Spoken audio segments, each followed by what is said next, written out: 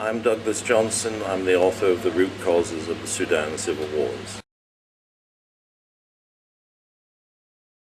The original reason for writing the book was that I was asked to explain to people who were involved in NGOs dealing with the conflict the causes of the war and the reasons for the war. Now that was some time ago. Of course, one of the problems with the book is that once you explain why the war began, you've then got to explain why it went on so long and why it didn't end and why it is only now just ending. The book tries to explain the number of different interrelated causes for conflict in the Sudan. And while of course it is a history to a certain extent of the war in the south, it tries to explain why the war in the south is only but one of a number of interlocking conflicts in the Sudan. It doesn't say much in detail about Darfur.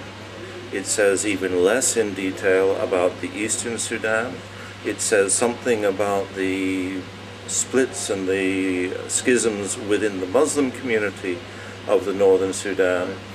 And therefore, it is something that can be used as background information to analyze more recent events that have taken place since the book was first published.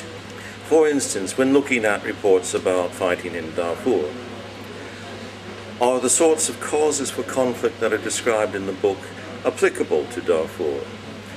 Is the sort of resolution that has been applied to the ending of the war in the south applicable to Darfur?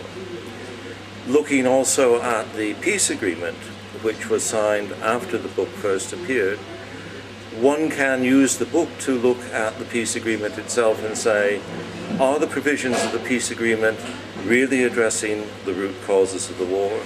How does the implementation of the peace agreement confront and try to answer some of the causes of the war?